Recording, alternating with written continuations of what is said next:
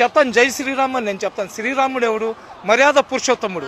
ప్రళయం దాకా తల్లిదండ్రులను ఏ విధంగా గౌరవించాలా, భార్యతో ఏ విధంగా ఇది చెయ్యాలా, అదేవిధంగా రామరాజ్యం అంటే రామరాజ్యంలో కుక్క కూడా ఆకలితో ఉండదు. రామరాజ్యంలో ఇళ్లకు తలుపులు వేయరు, మహిళలకు పూర్తి రక్షణ, తప్పు చేసేవాడే ఉండడు. దాన్ని రామరాజ్యం అంటారు.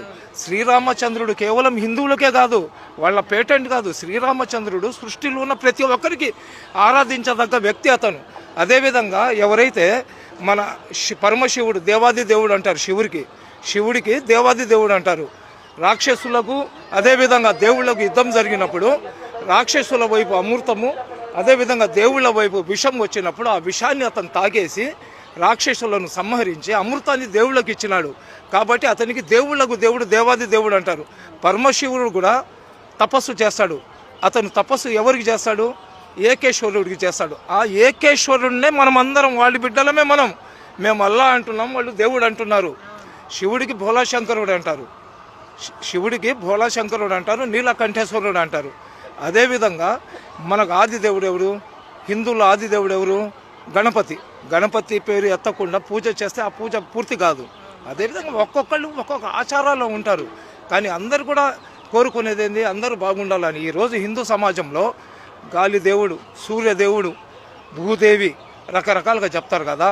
నిజంగా ఆ దేవుళ్లకు మాకు హిందువులే ఉండాలా, వేరే కులస్తులు ఉండకూడదు అనుకుంటే 10 నిమిషాలు సూర్యుడు ముస్లింల మీద టెంపరేచర్ పెంచేసాడు అనుకోండి, మేమందరం చచ్చిపోతాం.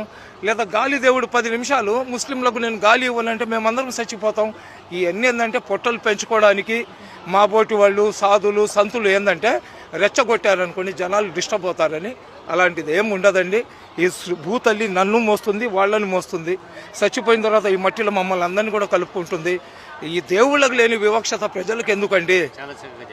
దేవుళ్ళకు లేని వివక్షత ప్రజలకు ఎందుకు? చెప్పేవాళ్ళు చెప్తుంటారు, వచ్చేవాళ్ళు వస్తుంటారు. సరేనా? అందరూ బాగుండాలా, అందులో మేము ఉండాలా. నా రాష్ట్రం సస్యశ్యామలంగా ఉండాలా, నా దేశం ప్రపంచంలో ఉన్నతమైన స్థానంలో ఉండాలా.